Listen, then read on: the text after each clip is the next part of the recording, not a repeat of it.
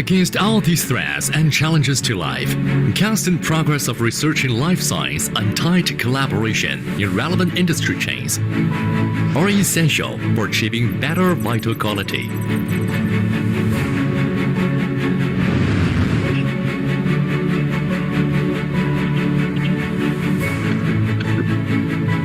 Originated in 2002, RWD has been constantly furnishing customers with reliable solutions and services in life science, animal health and clinical medicine, and dedicated for better vital quality within our wits and powers. Our products have been sold to over 100 countries and regions around the globe and won worldwide customer confidence and support. At RWD, we launched 6 solutions in the fields of life sciences, animal health, and clinical medicine at the forefront of the world, including animal surgery and modeling solutions, which ensure experiment efficiency through diverse animal disease modeling and model evaluation techniques. In vivo imaging solutions, which provide tangible tech support in fields such as biology, pharmacology, materiology, and translational medicine, among others, by accurately showing blood flow and changes in other indicators of live beings in visualized imaging. Neurosignal research solutions, which are valuable tools for neural circuit analysis, as well as research into mechanisms for neural system diseases, development of brain-machine intelligence technology, and more. Histopathology solutions, which improve the quality and efficiency of pathological diagnosis while sectioning with high accuracy and efficiency.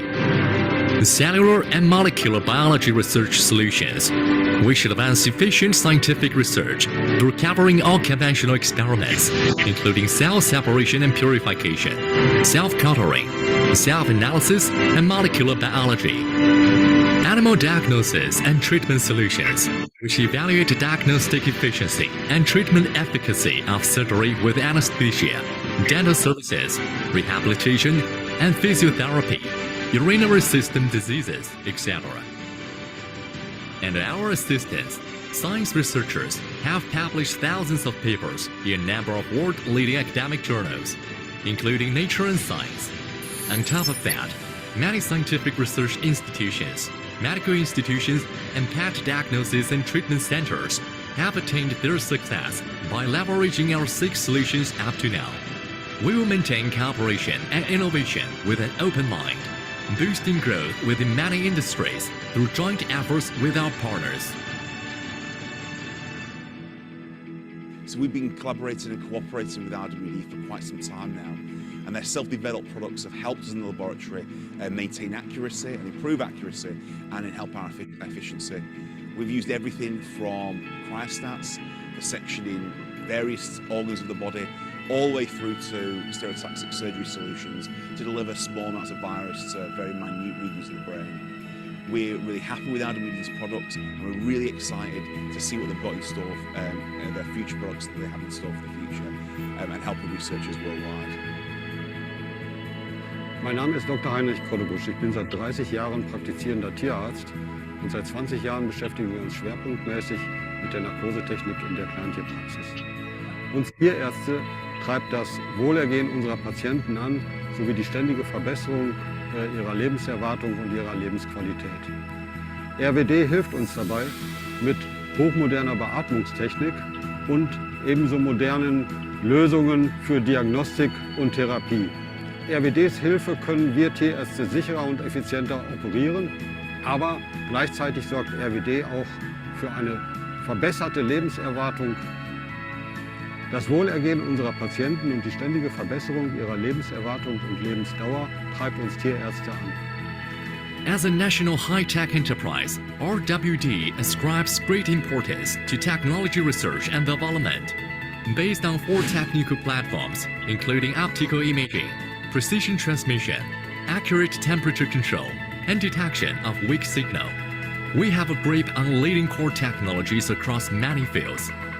Since RWD's founding, the company has invested hundreds of millions on research and development, gaining almost 100 patents, both domestic and international, as a result. In addition to a sound manufacturing base, Advanced Processing Assembly Line and Precision Detection System, RWD has built an integrated control system that monitors all aspects of operations from research and development to manufacturing. The name RWD comes from the transliteration of the English word reward, meaning payback to society. Reward is not only the original aspiration of the creation of RWD, but also the continuous belief of the company. In 2016, RWD launched the RWD Preclinical Medicine Enlightenment Scholarship to help with the development of research talent in China's preclinical medicine. So far, the scholarship has been awarded to 38 institutions of higher education nationwide.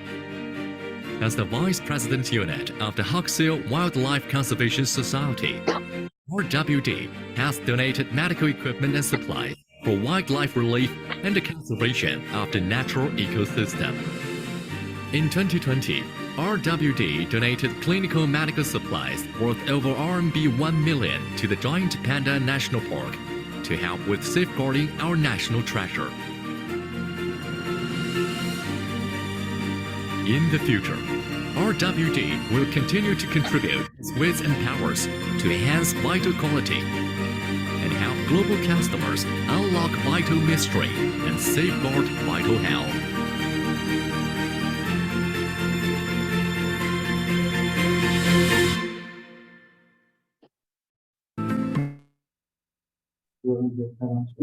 Hi, Dr. Brooke. Hello. Hi, everyone. Welcome to participate in the REWARD Academy webinar. REWARD is a life science focusing on animal health field, and we've been founded over 20 years. Our product, including the anesthesia machine, including the laser therapy machine, ventilator, and absolutely dental unit. So we started REWARD Academy column to transfer more knowledge to our vet groups. And today our topic is periodontal disease and therapy. Because periodontal disease is the most common problems in small animal veterinary industry. However, sometimes the patients were poorly treated due to the lack of understanding of the disease process and the limitation of instruments. And today, we are pleased to invite Dr. Brooke Mimic to share his knowledge and experience about the oral disease and taking us to explore more treatment methods. Dr. Brooke is a board-certificated specialist in the veterinary dentistry in both the American and Europe veterinary dental colleges, as well as a fellow in the Academy of Veterinary Dentistry. There are only about 10 vets who hold all three of these certificates all over the world, and Dr. Brooke is one of them. Moreover, he is past president of the AVD, as well as the AVDC delegate to the World Small Animal Veterinary Association. And he is recognized internationally as one of the leading authorities in the veterinary dentistry. Furthermore, Dr. Brooke has published numerous journal articles at the local, state, national, and international levels. With such an inspiring experience, we trust Dr. Brooke will deliver a fascinating lecture to us. All right, I will pass time to Dr. Brooke. And audience, if you have any questions during the webinar, feel free to type them in the chat box or type them in the Q&A module. And Dr. Brooke will answer them after his presentation. It's time to start. All right, thanks, Paige. So she stole a little bit of my thunder in the standpoint that I talk about when I talk about periodontal disease. It is by far the most common problem in small animal pets today. As a matter of fact, number 2 isn't anywhere close. When you talk about the incidence of gum disease, and we're going to talk about it a little bit more when we get a little further into this lecture, is the fact that when we have these diseases, the classic studies that we've talked about, 80% of dogs at 2 years of age have some degree of gum disease. 80% of dogs? Is there anything that you see in your practice that's anywhere close to 80% of patients have it at any one time? Okay, so from that standpoint, it is the most common problem. But here's the crazy thing. Those old studies from the 80s underestimate the true incidence of disease. We'll talk about that in a little bit. The other thing, as far as a means of introduction, and yes, she hit all the highlights of my career, but I think the most important thing for you guys to understand throughout the world really is that I didn't do vet school, internship, residency, and then start working in a specialty center. I spent 5 years of working in a general practice. So I know what it's like to work in a general practice in poor areas of the United States. So I know what it's like to have your clients. So what I do here is that I try and give you the very client-friendly, general practitioner-friendly ability to educate people about gum disease and then hopefully treat it correctly. Go ahead, Paige, next.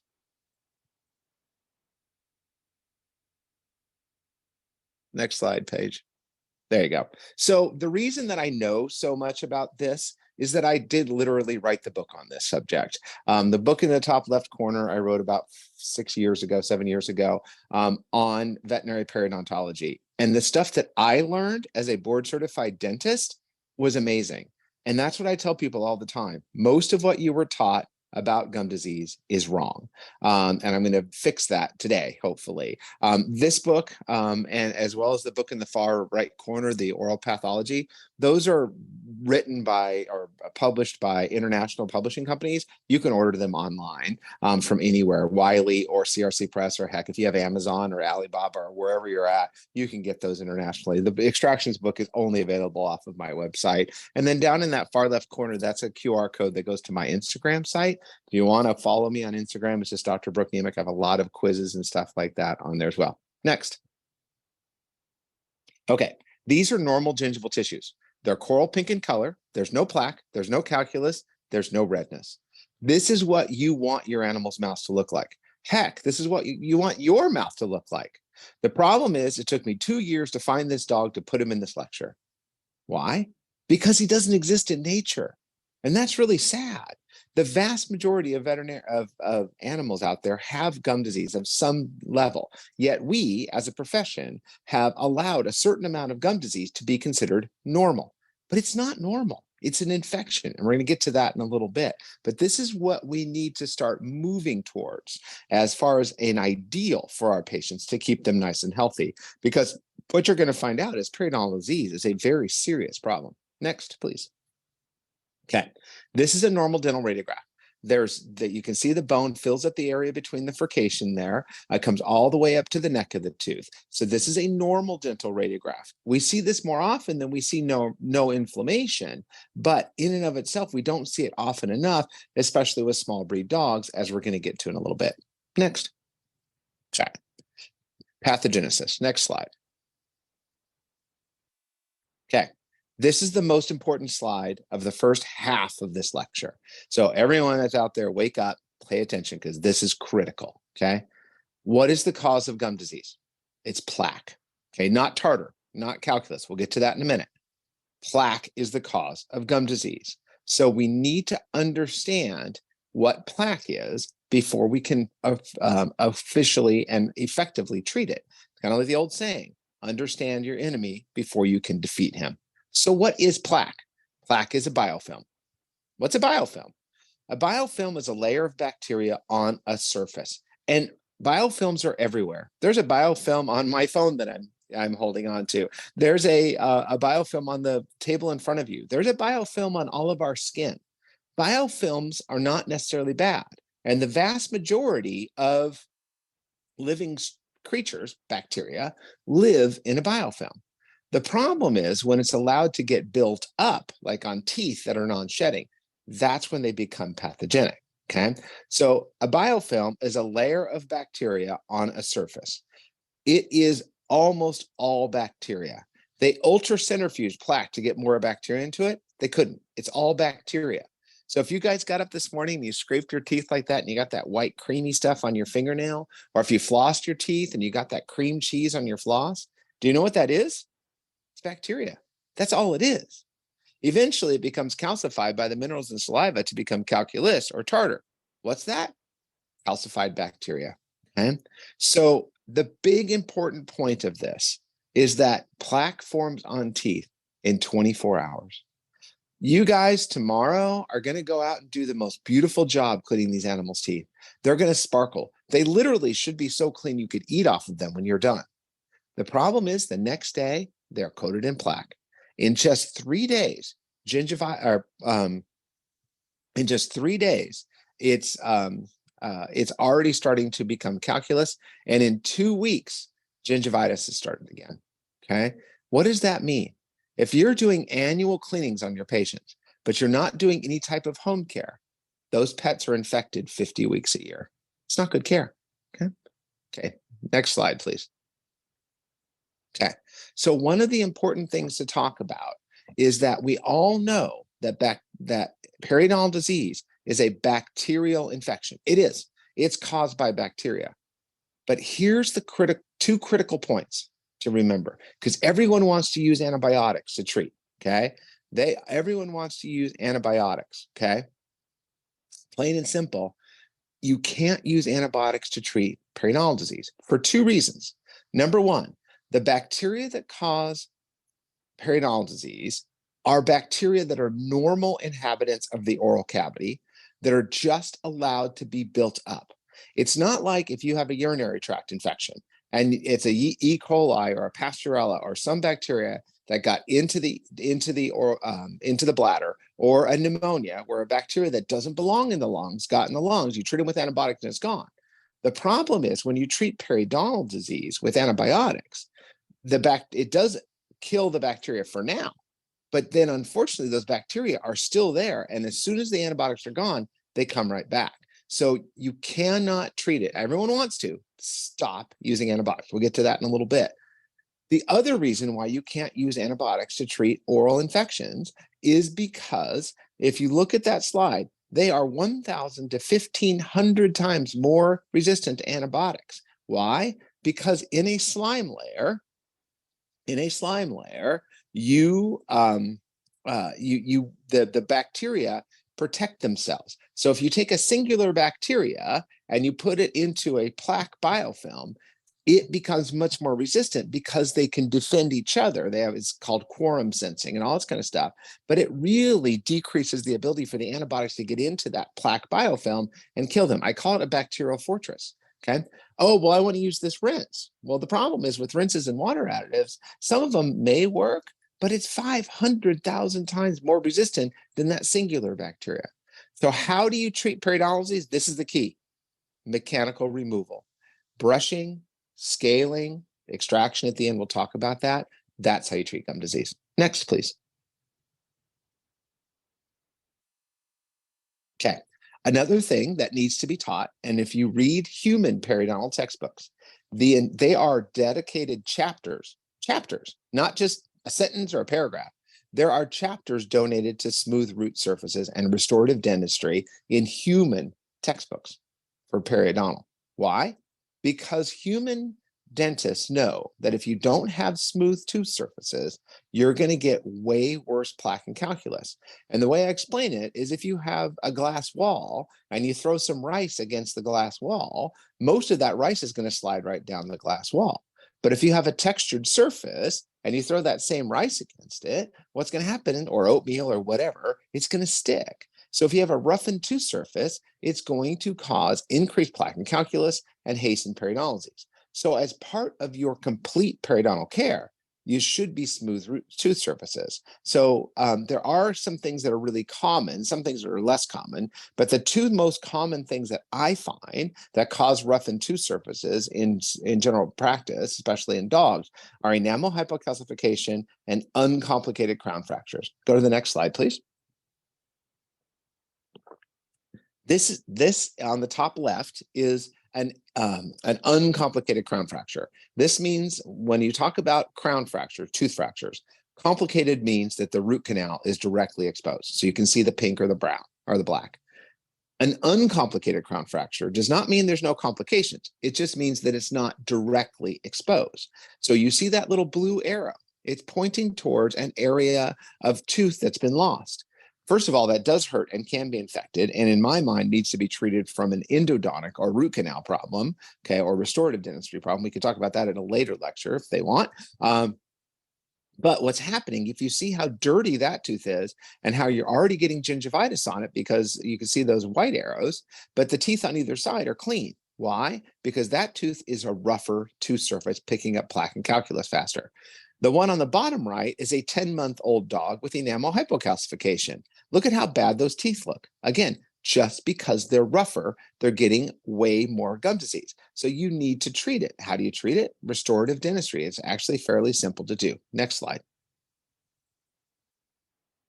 Okay, so restorative dentistry should be part of any periodontal therapy. Bonded sealants are dirt cheap to get into. They're easy to perform. Composite restorations are a next step. I do teach it in San Diego in March. I think it's March 11th next year. Something to learn, something that labs are great for. Next slide.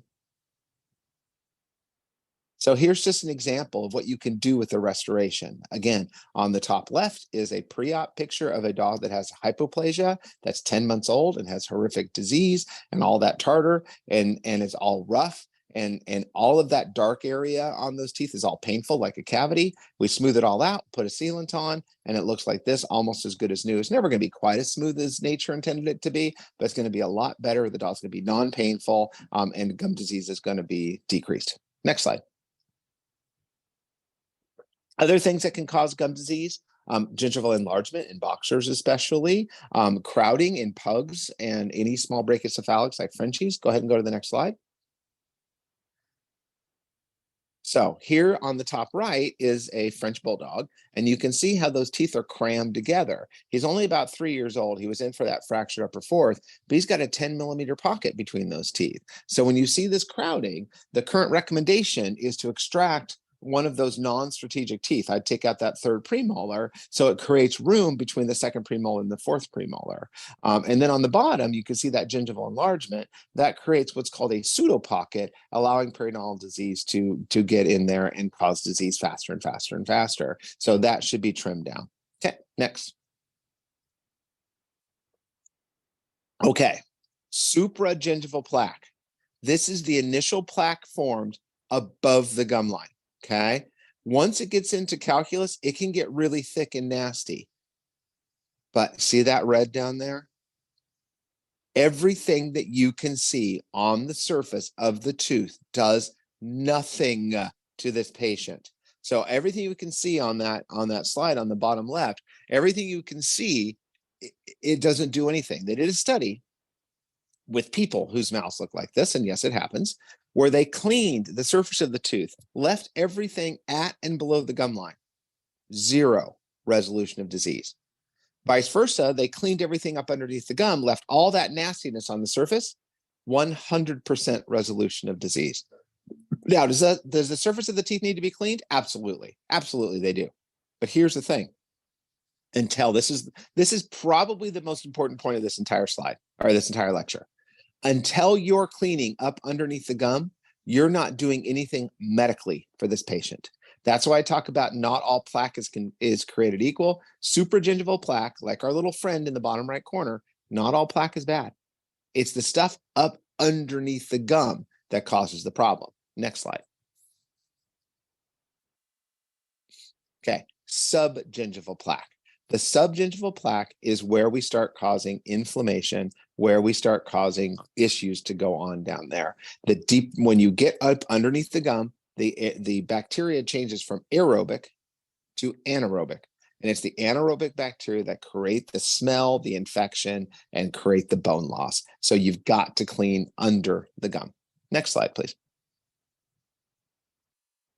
Okay, I told you it's not tartar.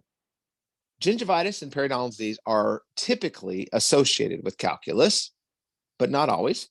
You can see completely clean mouths that have bad disease and vice versa. And oh, by the way, if you have subgingival calculus and you clean the plaque off of the calculus, the gums will heal to the calculus. So you need to take this out of your mind. Everyone has been taught, flip the lip, look for tartar, flip the lip, look for tartar. No. Do not make your decisions on whether an animal needs a dentistry based on the level of tartar. Go to the next slide, please. Take a look at this dog. Okay. Do you see any tartar there? These teeth are pretty darn clean, but look at how much inflammation he has. He has horrific inflammation.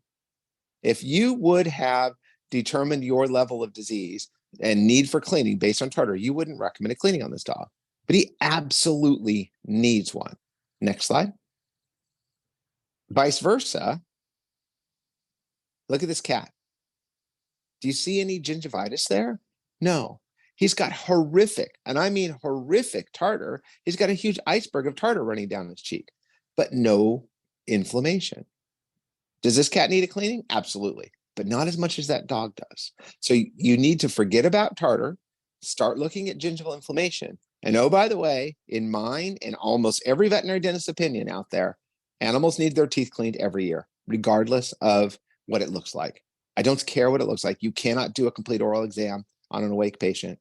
It's been proven in study after study that awake exams do not accurately affect the level of gum disease in early cases, especially. So you need to do a cleaning every year, in my opinion. Next. Okay, you're gonna get this question all the time. Well, I've had animals all my life and I've never had dental disease. Why are we seeing it now? Well, it's always been there, and we just didn't look for it, but we are seeing that more. Why are we seeing more gum disease than we saw years ago? Well, number one, our pets are living longer. When I was first looking at vet school and doing my, working as a technician, an 8-year-old dog was old back in the late 80s. Nowadays, they're living forever. I mean, I do anesthesia routinely on my, on 20, 25-year-old animals. My record for anesthesia is 26 years old, a 26-year-old cat. My anesthesiologist record is 31-year-old cat. If I'm not doing a dog over 18 in my practice every week, I'm shocked, okay? Why else? Well, increased ownership of small dogs, which also goes along with living longer, right? Back in the 80s, what kind of dogs did we treat? We treated Labradors, we treated Shepherds and Rottweilers. Man, we treated dogs, right? What do we treat now? Yorkies and Poodles and Frenchies and Pugs and Dachshunds, and we keep breeding them smaller and smaller and smaller. I treated a 0.8 kilogram poodle the other week. That's not a dog. It's a hamster. And because we shrunk them down, we crammed all their teeth together. We made their roots bigger than they're supposed to be. We'll get to that in a little bit. But here's the big thing. Why are we seeing gum disease now? Because periodontal disease is a genetic disease. It is a congenital problem, and it's caused by the body's reaction to the infection. Big dogs are more resistant. Little dogs will get bad gum disease. So will Cavalier King Charles Spaniels. So will Greyhounds. It's a genetic thing. Purebred dogs and cats have worse disease, and commercial pet foods have decreased the need to chew and increased the retention of plaque and calculus. Next slide. These are my Labradors, okay? The one on the left is Kaylee. The one on the right is my current dog, Sage. Kaylee has passed on. These are 12-year-old Labradors backpacking at 12,000 feet or 4,000 meters. We're out doing 20 miles a day at 12. 30 years ago, they would have been dead. Kaylee lived to 16. Sage is now 13. These dogs are living forever, giving them more time to cause gum disease. Next. Okay, what does periodontal disease do? The first thing it causes is gingivitis. Gingivitis is inflammation only to the gingiva. So there's no bone loss yet. There's no radiographic signs yet. But what do we see? Well, redness and swelling to the gums, plaque and calculus on the teeth, increased bleeding on probing, and bad breath. Let's take a look at that for a second. Go to the next slide. Here we go. See, look at where that blue arrows are pointing to. Redness, swelling, inflammation, maybe some halitosis. If you were to look at this, what's that redness a sign of? Inflammation.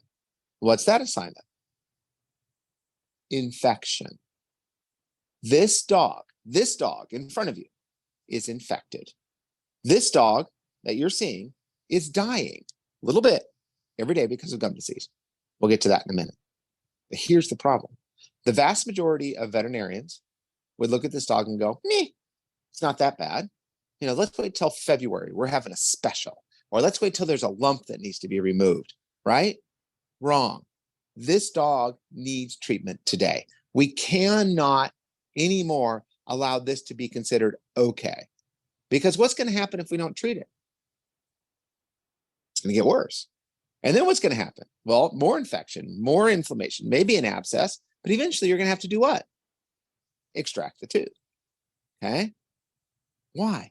Why do we give gum disease such little respect that we allow these teeth to literally, I heard it from a vet the other day, rot out of their mouth because he's eating, right? Just because they're eating does not mean they're not hurting. Go to the next slide, please. If this dog came into your practice tomorrow and he cut his paw pad, would you look at him and go, you know what? March is our lacerated paw month. Come back then and we'll fix it. No, you would never do that, because you know if you don't treat it. Now again, is this dog dying from this? No, he's maybe limping, maybe bleeding on your client's carpet. But he's not dying from this. But you wouldn't put him off for months, would you?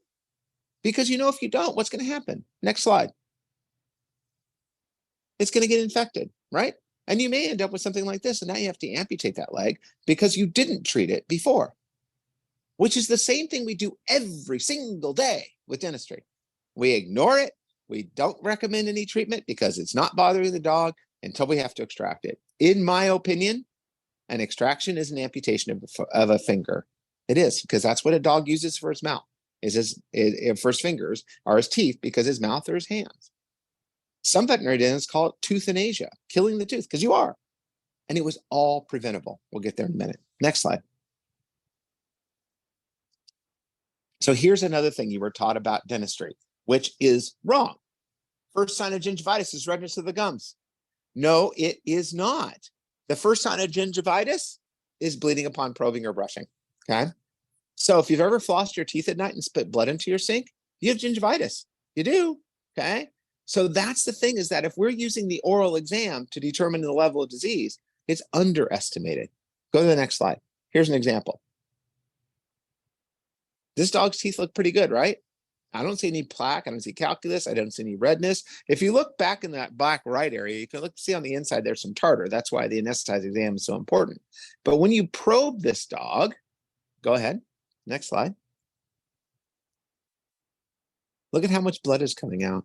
That's just one probe.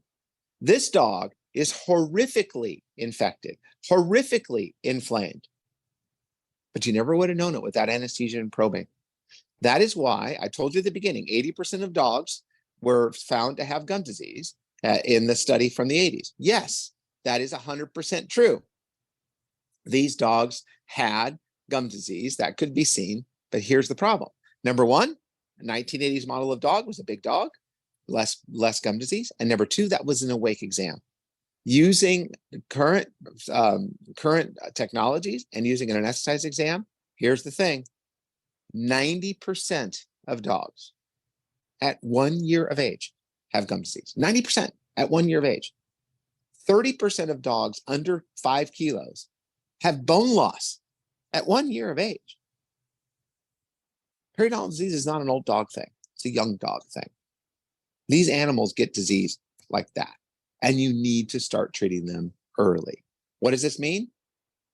According to WSAVA, W-S-A-V-A, and probably everyone listening to me is a member of the World Small Animal Veterinary Association. If you want more information on dentistry, we can provide the link later. The WSAVA dental guidelines are free. They're 100-page, basically a textbook for free.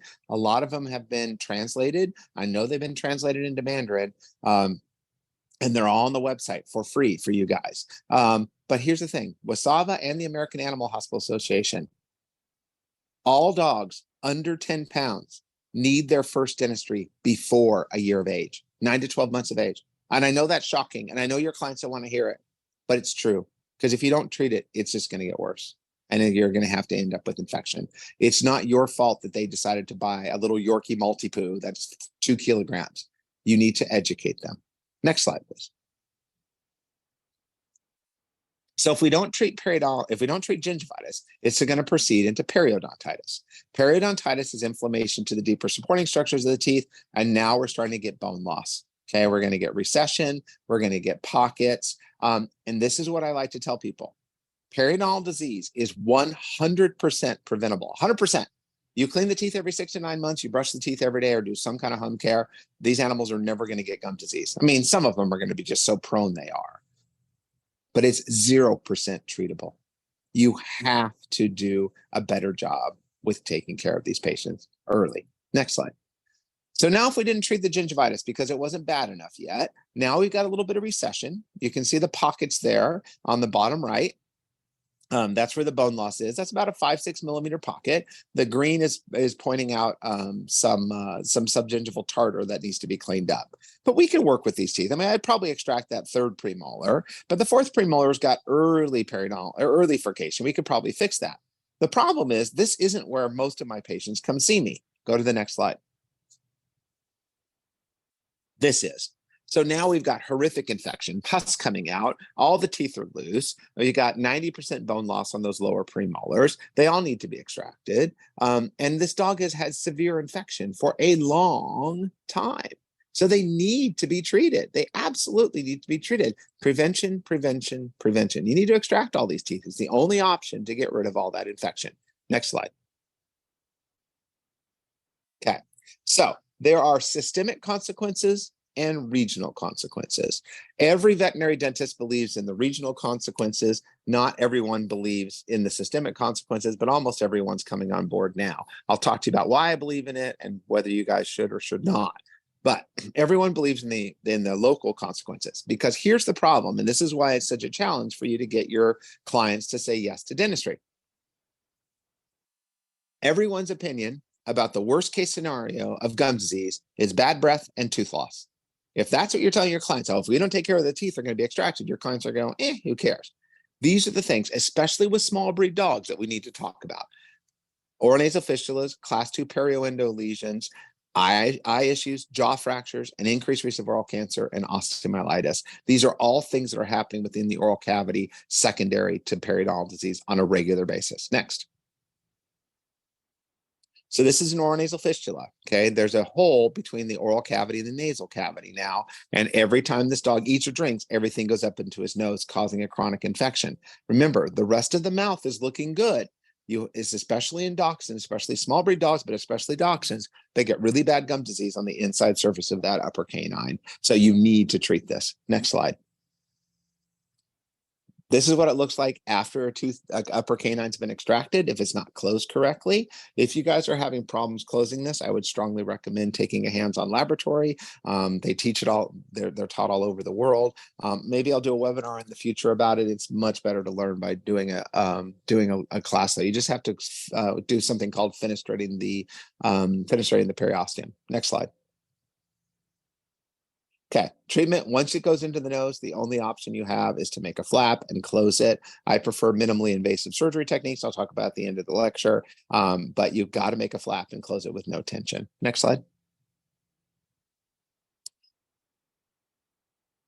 If you catch it before it gets into the nose, though, we can do periodontal surgery and save it.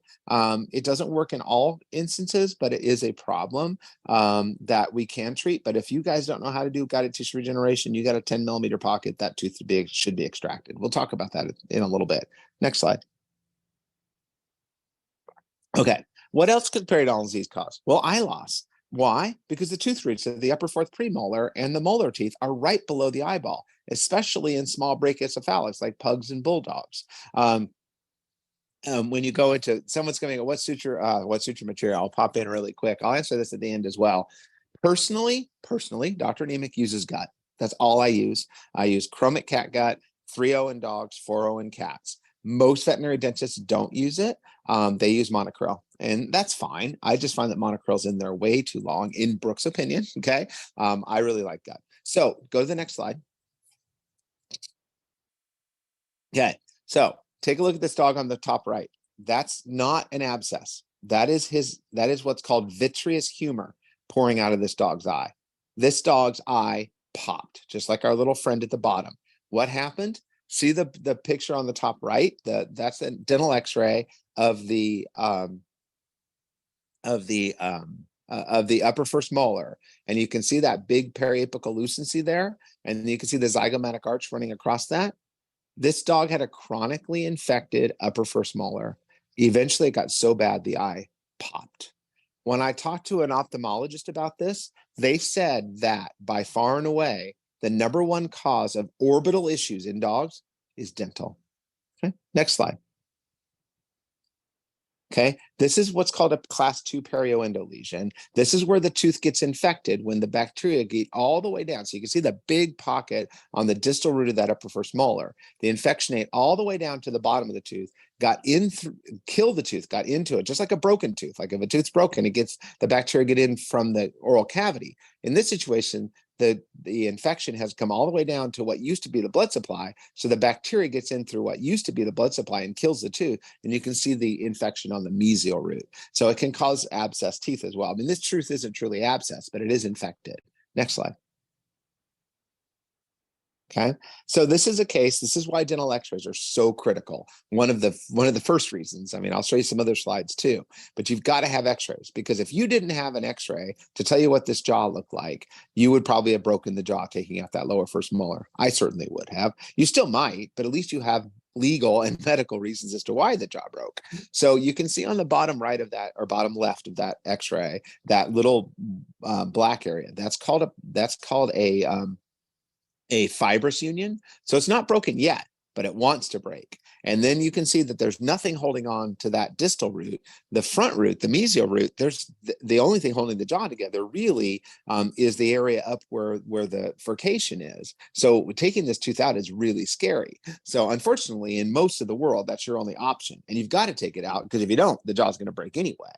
But what we do as veterinary specialists, go to the next slide, is we cut the tooth in half and we take out the back half. Go forward, Paige. There you go. So we cut the tooth in half, take out the back half, and then we do a root canal on the front half. So on the left is the postoperative radiograph. On the right is our 6-month recheck. You can see all that bone grew back in, and it looks really good. So you don't necessarily have to take these teeth out. And this dog got to keep half of this tooth forever because we got rid of the infected part. So again, if you don't have anyone that does root canals correctly in your area, taking this tooth out is the correct way to go, because you have to, but you got to tell the client that it's probably going to break the jaw, and be super careful with tiny little instruments getting it out. I tell people all the time, if I had the opportunity to refer this dog, I'd have referred this dog. Next slide. Okay, so this is another reason why it's so important to take dental x-rays. So this is about 2 kilogram poodle. And what you can see, can you see at the bottom of that mesial root, there is almost no bone left. There is 0.3 millimeters of bone there. If you look at this dog's jaw wrong, it's going to break. If you try and take it out without sectioning it, without being ridiculously careful, you're going to break the jaw. I would have. Okay, so this is where I talk about you need to have super duper small instrumentation, and you absolutely really need to be taking care of these patients. Okay, so from this standpoint, you got to have x-rays. And oh, by the way, this is a normal dental radiograph where the root ends in relation to the bottom of the jaw is normal in small breed dogs. When we shrunk these animals down, and we did it, we bred them, we shrunk them down, they have smaller roots than or smaller jaws in relation to their teeth. Small dogs have larger first molars, especially compared to their larger counterparts. Go ahead, go to the next slide. Okay, same thing in lower canines. See where those arrows are pointing? You've got 0.2 millimeters of bone normally there. So especially in dachshunds and cats, you need to be really careful not to break the jaw taking lower canines out. Next slide. Okay, here's the example. On the lower right, okay, where you see those white arrows, this is a dental radiograph of a 40 kilogram Labrador. You've got 3 centimeters of solid bone below the roots of those teeth. You can't break the jaw. Trust me, you can't. Okay. But on the top left is a 4 kilogram dachshund. It has less than a millimeter normally.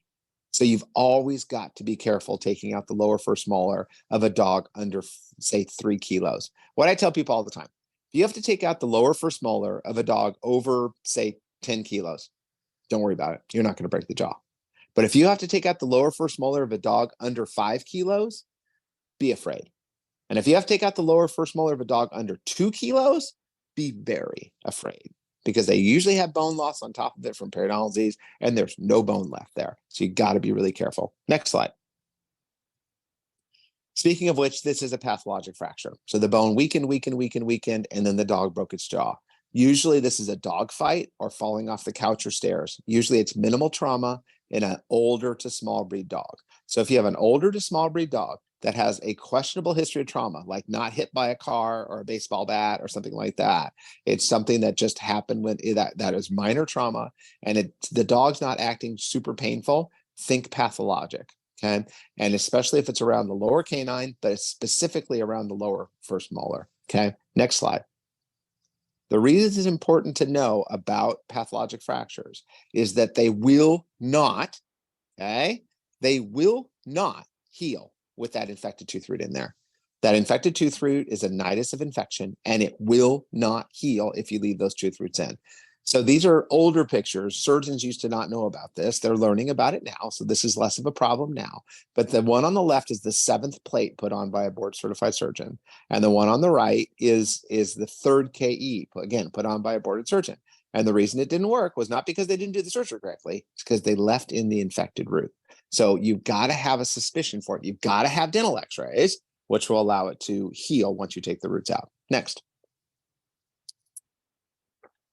Okay, oral cancer, just like skin cancer from exposure to the sun, smoking and lung cancer, chewing tobacco and lip and cheek cancer, chronic inflammation drives the oncogenes, which drives oral cancer. People, and again, there's no studies in animals on this one, people with periodontal disease have an increased risk of oral cancer. Next slide. And so here it is, just increased risk of oral cancer. No, not everyone believes in it. This one I wouldn't push too hard, but I believe in it. Next slide. And the last local effect is what's called osteomyelitis. On the left there, that's not tartar, that's not dirty teeth, that's bone. And on the right is the dental x-ray. You can see on the left side of the screen, all of that periosteal reaction, all that mottled bone. This dog's entire hemimandible, his whole right side of his mandible is dead and infected. He lost his whole jaw. Why? Gum disease. So when it comes to talking to your clients about gum disease, don't just talk to them about bad breath and tooth loss. Talk to them about jaw fractures, eye loss, nasal infections, oral cancer. Those are the things that are happening to your patients, especially small breed dogs, dogs under 5 kilos, if you don't treat periodontal disease. Go ahead to the next slide. But now we're going to talk about the big guns. These are the systemic effects. The systemic effects happen because the bacteria get into the bloodstream through the inflamed gingiva, and they go throughout the entire body. Because remember, when you have inflamed gingiva, the capillaries are leaky to allow the white blood cells into the bloodstream to get off to, or it allows the white blood cells into the gingival sulcus to fight off the infection. The problem is that opens the floodgates for the bacteria and their byproducts to get into the systemic vasculature and infect the entire body. Couple really important points here. Number one, it's just gingivitis. Just that thin red line of gingivitis or bleeding upon probing is enough to create these systemic effects. But here's the big one. This is the one that everyone's gonna have questions on. Everyone sit up straight. Don't fall off your chair, because you're all gonna do it, because this is the number one thing I get questions about. They go on and on and on and on and on about it. The bacteremia induced by a cleaning or by an extraction is the same level of bacteria that is developed by eating dinner. When you are cleaning the teeth, I know, trust me, I know, we were all taught antibiotics, antibiotics, antibiotics, antibiotics, antibiotics, antibiotics. You have to use antibiotics in dentistry because of the bacteremia. No, you don't. That was because we did studies they did studies in humans and animals in the 80s. And they found that when you did an extraction, you developed bacteremia. And it's true, you do. Whenever you do a cleaning or an extraction, you develop a bacteremia. However, you also develop that eating dinner. They forgot to do blood cultures. They forgot to do a control. All those studies are flawed. They forgot to do a control saying, hey, what happens when you use a toothpick or floss your teeth? Guess what? Same level of bacteremia. So what does that mean? Stop using antibiotics. Stop. I know everyone uses antibiotics. Everyone in the entire world. Stop. We stopped over 20 years ago using antibiotics. Essentially ever. We never use antibiotics anymore. Like almost never. I say never is a strong word. Oh, by the way, just give you a couple little things. The bacteremia that you set up is gone by the time the patient goes home. So that patient came in on Tuesday morning. It was horrifically infected on Monday. Did you give him antibiotics? No. He was horribly infected on Sunday, eating dinner. He showered himself with bacteria. Did you give him antibiotics? No. You get him under anesthesia, you clean the teeth. Do you develop a bacteremia? Sure. By the time that animal touches the cage, before it even goes home, the bacteremia has been dealt with by the body. So you removed all the infection in the mouth, right? You used all the infection in the mouth. You got rid of all the infection, whether it was cleaning or extraction, right? Okay. You removed everything in the mouth. The body dealt with any bacteremia before the dog went home. So what the heck are you treating with antibiotics when you sit at home afterwards? Here's why. Do you know why you do it? It's because it's what we've always done. Stop using antibiotics. I can't remember the last time I prescribed antibiotics, unless you have active bone infection. Now, if you're going to pre-treat a dog with an abscess to knock the abscess down, sure, but he feels better when the abscess breaks. So next slide. Okay, so what do they cause? Now, I told you that not every veterinary dentist believes in the systemic effects. They're coming around. I believed in them for 20 years. They're coming around. But what are the organs that are affected? Well, in humans and dogs, there is a study on heart dysfunction. The heart function is decreased in people and dogs with gum disease. Endocarditis is increased in people and dogs with gum disease, although by the way, there is no link between endocarditis and doing a dentistry. Okay, it's not doing a dentistry. Okay, kidney, heart and kidney. Kidney has been proven, renal disease, the number one risk factor for chronic kidney disease in cats is periodontal disease. The number two risk factor for chronic kidney disease in cats is moderate periodontal disease.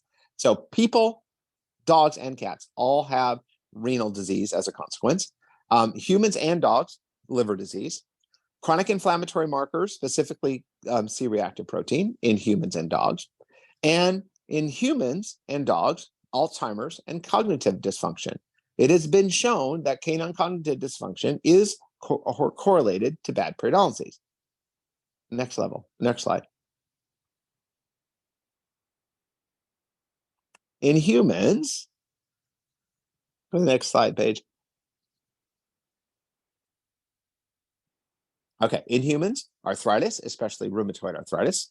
Diabetes mellitus is probably the number one thing in humans. I mean, it's so strongly correlated, it's ridiculous. I don't know about animals, to be honest. Go back. You went too far. In humans, it also can cause pregnancy effects. It can also cause early death. I mean, people with bad periodontal disease have an increased risk of early mortality. In one study out of Scandinavia, it was higher risk factor for early death than smoking. But here's the flip side. You can stay on this slide now. Here's the flip side. Treating periodontal disease. Okay? Treating periodontal disease. Go to the other slide. It seems like we're a little bit delayed here. So we talk about the benefits of doing cleanings. On the human side, if you have chronic kidney disease, if you have diabetes, and you take care of your teeth, your diabetic control improves, your GFR improves, your liver function improves, your heart function improves. And in humans and dogs, it's been proven that your cognitive function improves. So when you have these animals with comorbidities that can handle anesthesia, it's even more important to treat the teeth. Next slide.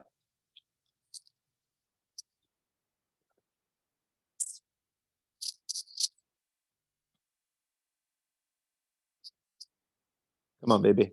Next slide, Paige. It seems like our internet is slowing down a little bit, unfortunately. Goes there on green. So currently There we go. on my screen. Yeah, thank you. Okay, geriatric anesthesia. That's where you want to be. Okay. No patient is too old for anesthesia. Plain and simple. I've heard this for everyone. Oh, your dog's 12, he's too old. No. And there's another thing. There is no such thing as a pet too old for anesthesia. Age is not a disease. Age is a natural consequence of not dying. If you don't die, you get older. In and of itself, age does not increase the risk of anesthetic. It doesn't. But what it does do is increases the chances that we have other problems that would confound anesthesia. So we just need to work them up. Next slide, please.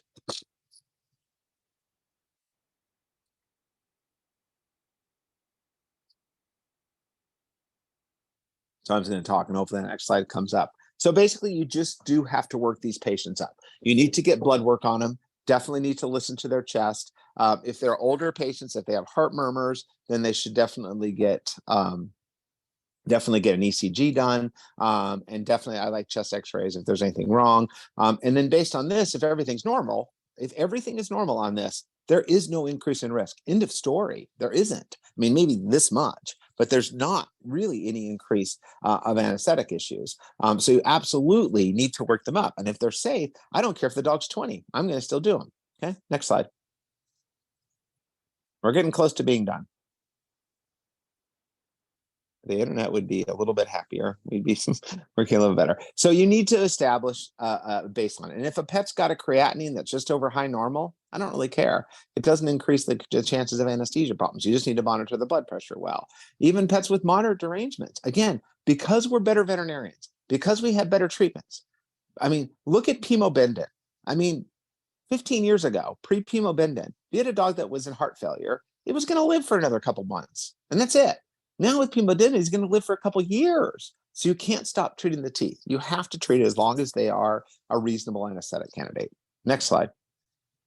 And oh, by the way, there's a study out of North Carolina that showed that it was not an increased risk of anesthetic death or morbidity or mortality with a heart murmur, plain and simple. Oh, by the way, if you guys want, that's my website, bdspets.com. I have client educational videos on all forms of veterinary dental problems. So if you just want to go to that website, and again, it's in English, obviously, but it uses pictures and x-rays. There's most of what I discussed in this lecture is in there. If you don't want to spend all the time talking to your client, you can just send them right to that website. Next slide.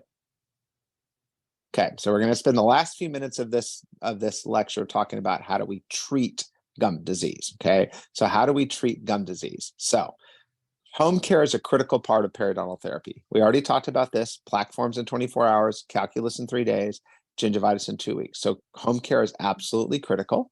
Go ahead to the next slide. There are two types of home care. There's active home care and there's passive home care. Active home care means that that you actually have to do something. Passive means that it's just diets and treats. Okay, plaque control. It's a 4-pronged attack depending on how bad the disease is. The first step is always a cleaning. Okay, get everything nice and clean. If you have pockets, then you need to either do closed root planing, okay, some antibiotics or some kind of parasitic, or flaps if it gets really bad. Home care we started talking about, and then extraction is the cure. Next slide. Tell people all the time, I hate pulling teeth, but everything else is is maintenance, right? Extraction is the cure. So to do a prophylaxis, good balanced anesthesia, supragingival scaling, so cleaning what you can see. But the most important thing, by far and away, the most important part that in red is cleaning below the gum. That's why you need a good ultrasonic scaler, like the reward one's on the right there. It's a really nice scaler. You got to have nice subgingival tip to get up underneath the gum. You've got to clean underneath the gum. If you don't clean underneath the gum, it's like you didn't do anything at all. Polishing is critical. Okay, smooths out the tooth. And then again, dental exam and charting. That is the second most important step, in my opinion. And then finally, dental radiographs to find pathology is absolutely critical. Next slide. Okay, x-rays are critical. We've already talked about this. I've shown you this x-ray before. If you don't have this x-ray, you're going to break the jaw taking that tooth out. We all know the tooth needs to come out based on our physical exam, but if you don't know how little bone that is, you're probably going to break the jaw. And again, from a medical legal standpoint, you know, doing a radiograph on this is critical. Next slide. Okay, when you have all the pockets being less than 3 millimeters in a dog, 1 millimeter in a cat, you're done. Okay, but pockets over 3 are pathologic and need to be treated. So the pockets are between 3 millimeters and 6 millimeters. We do what's called closed root planing or a deep scaling. And then I do a combination of ultrasonic scaling and hand scaling. And then we add in, I like parasitics. Parasitics are the icing on the cake. It's not critical, but I do like it. And you should be charging for this because this is harder than just doing a cleaning. Next slide. But the problem is once you get over 6 millimeters, it has been proven in numerous studies that a human periodontal surgeon, cannot clean pockets over 6 millimeters. You can't. You got a 9 millimeter pocket in a dog. I know the tooth isn't loose if it's a canine of a large breed dog. You can't get it clean. You're leaving infection behind. Furcation level 2, if you can get that probe halfway through or all the way through, you can't do it without a flap. So mostly you guys should be extracting it. If you have a veterinary dentist or someone's trained in periodontal surgery and the client wants to save the tooth, you can. But if you don't have that opportunity, take the tooth out. Next slide.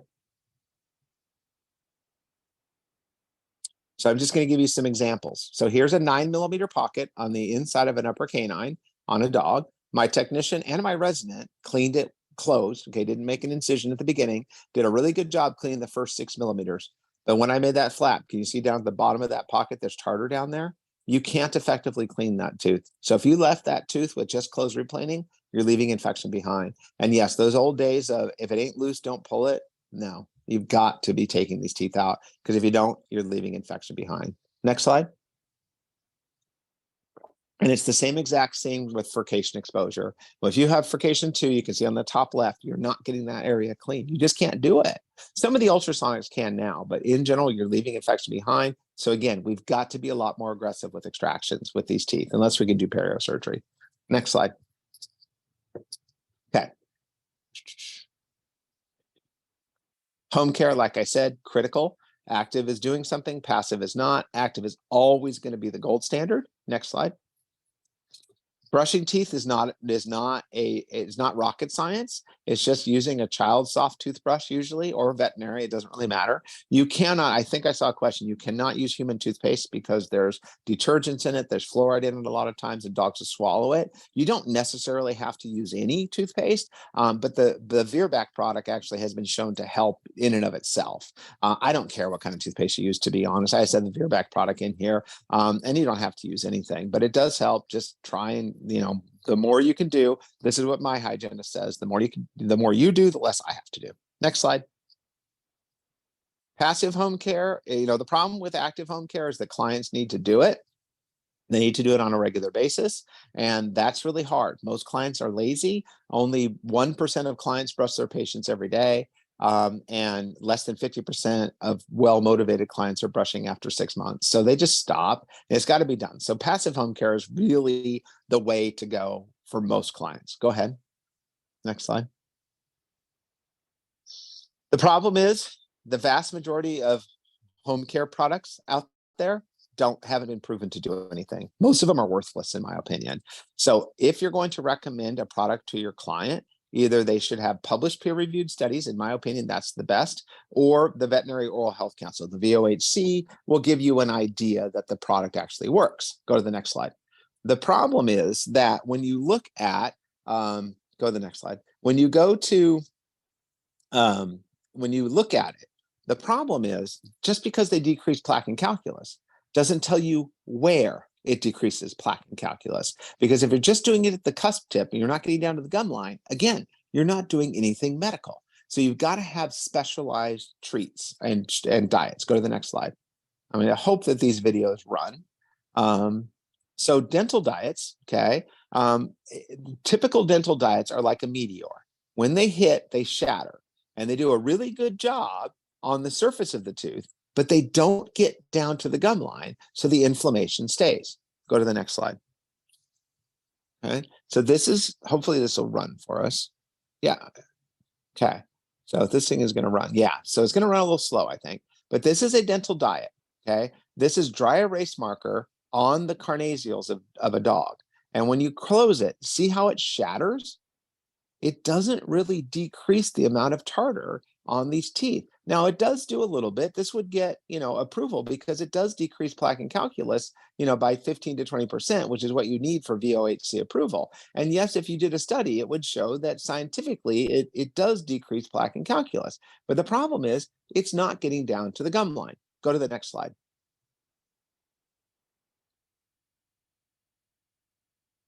If we go next, okay, now, if you're going to get something that's going to be effective, it's got to hold on to the tooth, like the moon's made out of cheese. I don't know if you guys use that in your country, but the moon holding on to the tooth is scrubbing it all the way down to the bottom.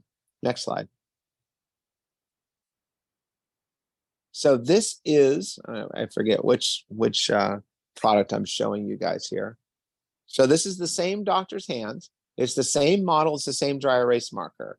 This example is, which one is it? This is TD. So I'm not sure if your country, if you have TD from Hill's Pet Nutrition. Again, I'm not paid by Hill's to say this. I'm not involved in them. I just know that TD works. See how it holds onto the tooth all the way down? It scrapes the tooth all the way, and it's going all the way down to the gum line. So after one bite, you can see how it's holding on all the way until it finally breaks. Look at how much was scraped off of that tooth with one bite. So that's why I like TD, because it's so much more effective than most of the other dental diets. In fact, in my opinion, it's the only diet. And again, I'm going to say this again. In Dr. Nemec's professional opinion, TD is the best product to use from a dental standpoint. There's other products that might work. There's other products that do work. In my opinion, there's nothing that works as well. Other products I do like Greenies. I like the BI or Vet Dental Chews. I do like Rawhides. I do like VeggieDents. But again, these are what I like, personal opinion. Let's go ahead and go to the next slide.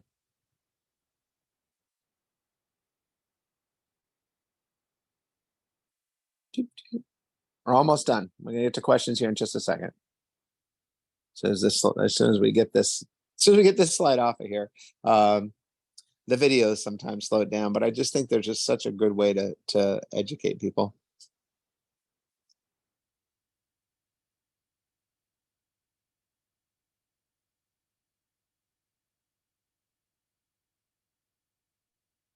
You should be able just to advance the slide. There you go. Just advance the slide. And then extraction. Go ahead. Extraction, while it's extreme, is the cure. Okay. Everything else is maintenance. I hate pulling teeth, but when you pull teeth, it's done. Next slide. So like I said, I'm a big believer in minimally invasive surgeries. So I do small flaps if I have to. I generally do everything closed. As a matter of fact, I took out an upper fourth premolar of a huge Labrador closed. I did not make a flap. Small sharp instruments, envelope flaps if necessary, and good high speed equipment is critical. Next.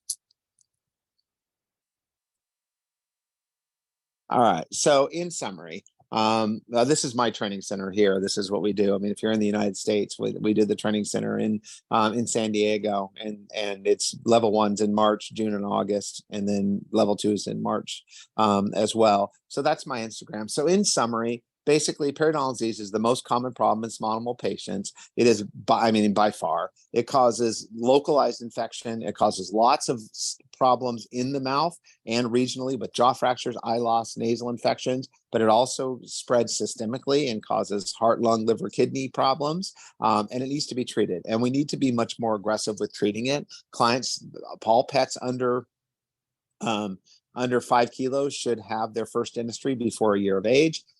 Cleaning, above and below the gum line is critical. Dental x-rays are critical. Proper equipment's critical. All that kind of stuff. So I am now going to slide over to the chat and answer some questions. I'll go back to the beginning. Okay. Where are the questions? Okay, question.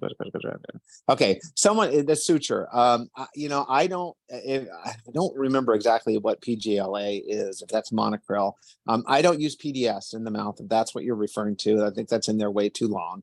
You can use monocryl. You can use Vicryl. I think those are fine. I would use Vicryl Rapide personally if I was going to use something other than gut. But honestly, I use gut. I never use antibiotics, and I don't believe metronidazole has the greatest what's the word I'm looking for, spectrum. If I was using an antibiotic, if I had to choose an antibiotic, in general, my choice is going to be clavulanic acid amoxicillin. So Clavamox is going to be my drug of choice. It's got the best spectrum for the oral cavity. If I have active bone infection, I'm going to choose clindamycin. And usually if you have a true active bone infection, which is actually pretty rare, I maybe see something once a year, I'll use clindamycin, but you have to use a pretty high dosage of that. As I think I answered this, no, you can't use human toothpaste because unfortunately it's going to be swallowed and there's detergents and all that kind of stuff. Oh yeah, polyglactin is fine. I don't typically use it though. I'm not sure what Sarasynth is. I've never heard of Sarasynth. I'm not sure if that's a name, a brand name or something, but I'm not familiar with that. With that, do I? No, and again, I don't use antibiotics hardly like ever. And again, we have to get back to that. You don't need antibiotics. You don't. The way to treat gum disease is to remove the plaque, plain and simple. I don't use antibiotics. I mean, I can't remember the last, well, actually, no, I can't remember the last time I pre-treated a patient with antibiotics. I have sent at home maybe once or twice a year, and we used to use them intraoperatively all the time for heart murmurs and stuff like that. We were taught to do that. I don't do that anymore. Plain and simple. Again, I don't use, if I'm going to use monofilament, I use gut. I don't use anything really, to be honest, other than gut 99% of the time. If I'm going to use something, if I'm going to use something other than gut, it's going to be monocryl. And again, do I use Convenia? Yeah, maybe once a year. It does have a dental label over in Europe, but again, antibiotics you guys have got to get out of antibiotics. You got to stop worrying about antibiotics and just treat the mouth, plain and simple. The key to removal is and I know this is crazy. Everyone, it's funny that I've been doing this for 20 years and it's taking so long to get antibiotics out. It's out.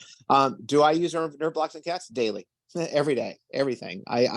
Everything gets nerve blocks. I've been doing nerve blocks for over 20 years. I've had almost no negative effects. I think it works really, really well. I do full mouth blocks in animals like literally every day.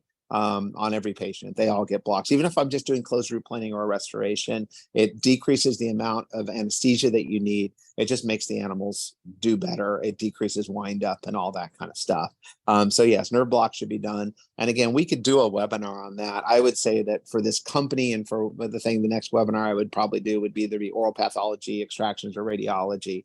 But nerve blocks are something really critical. And oh, by the way, we do have an online course on VDS Pets about doing nerve blocks as well.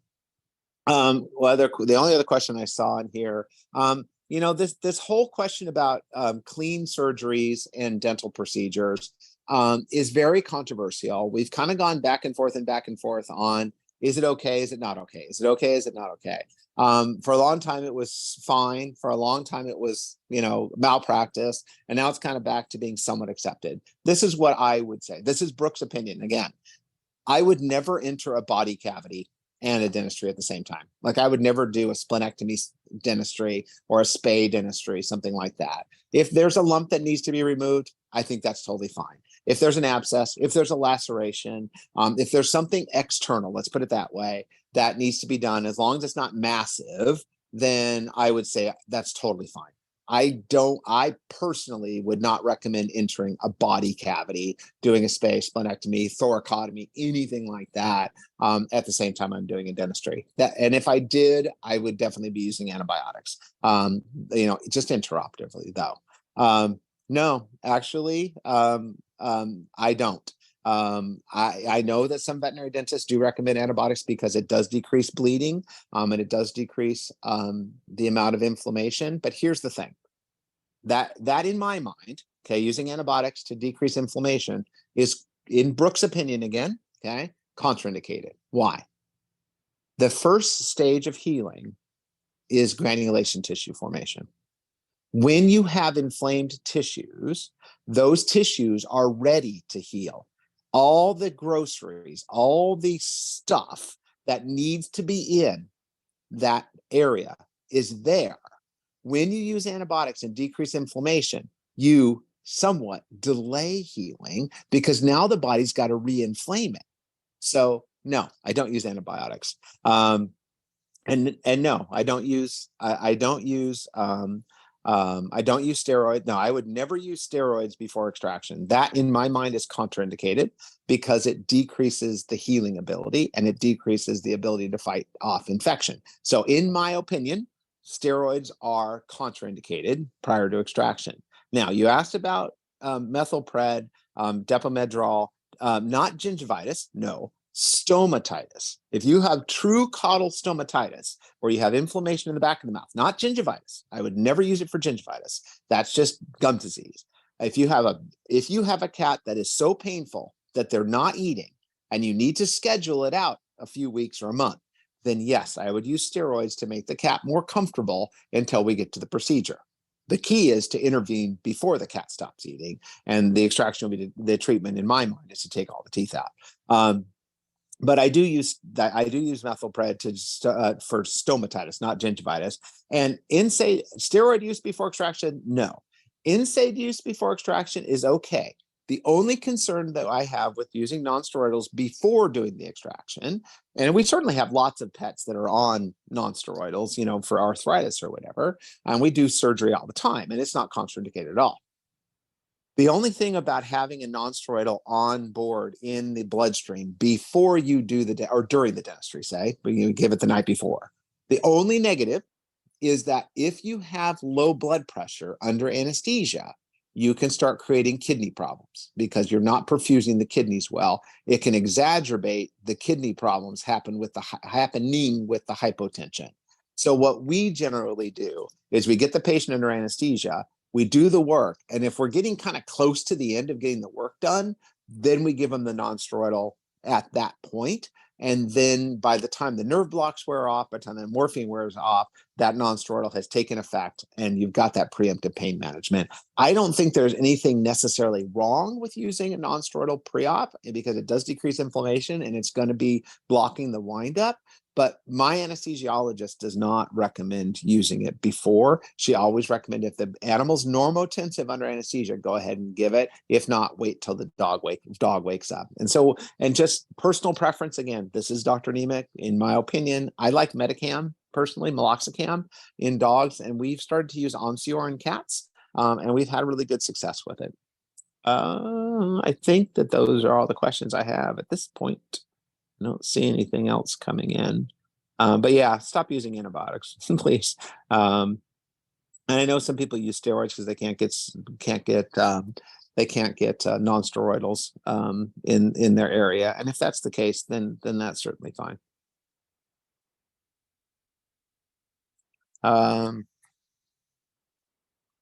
Okay, so last thing, last question, and then it's probably time to go. Yeah, you don't necessarily have, again, the question is, if the tooth is so loose after removing it, you just, extract it basically with your fingers, right? Do you have to suture it? Well, depends. In general, no, not really. I tend to suture everything because it decreases bleeding, and it heals a little faster, looks a little nicer.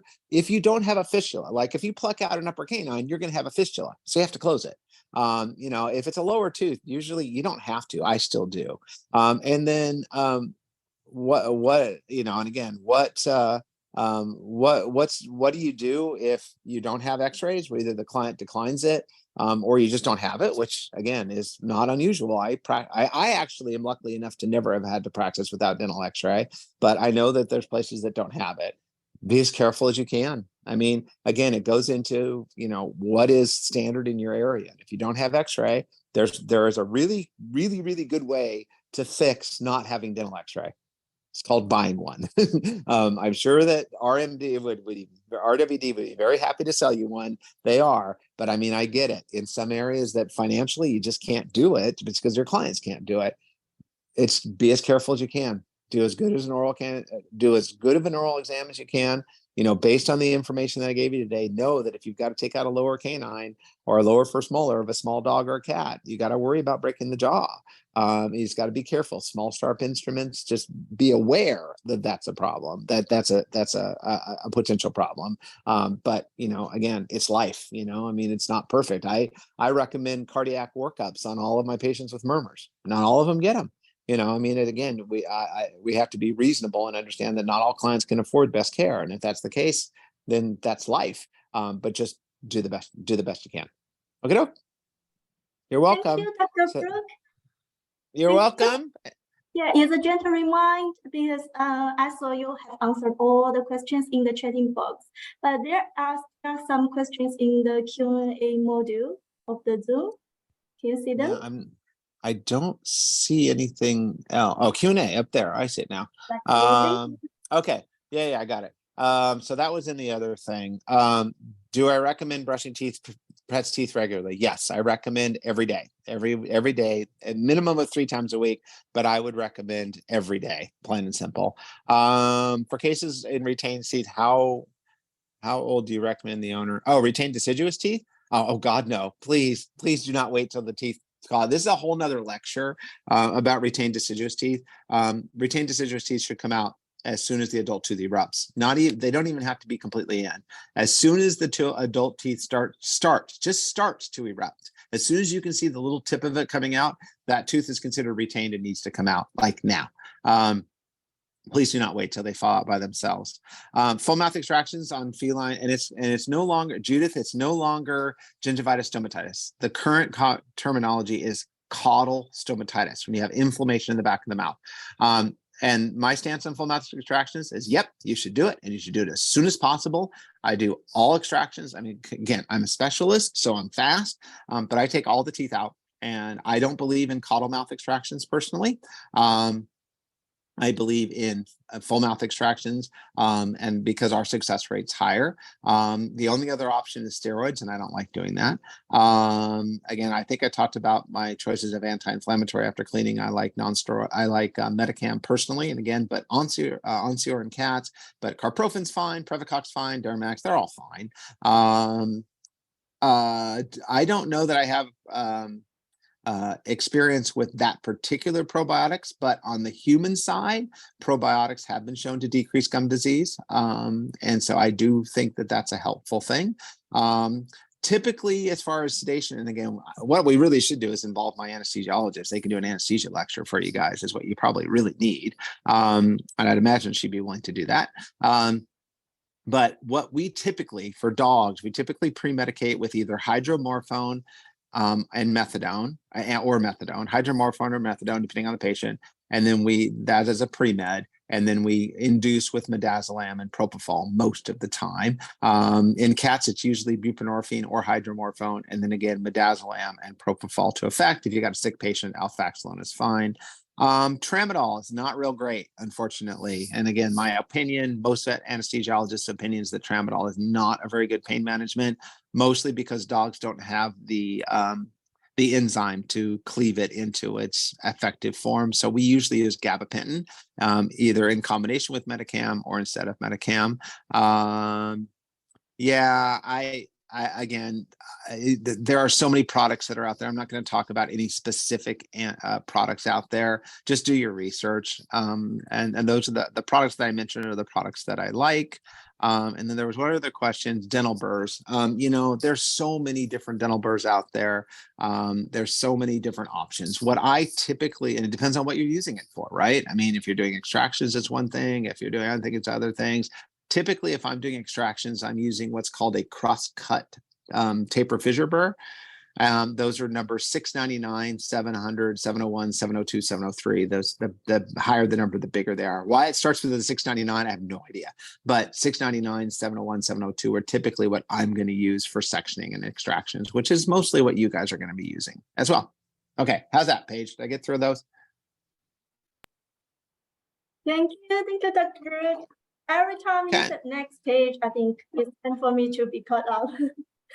Yeah, but I know you will have a surgery later, and thank you so much for your wonderful presentation and Q&A session. Hope everything goes very well with you. And also many appreciation to our audience as well. And because of the time limitation, it takes us to the end of the webinar. And if you still have any further questions, feel free to inquiry our email, and welcome to follow our social media, Reward Animals Health Care, for future webinar information. And thank you again for your time and attention. Bye. All right, bye.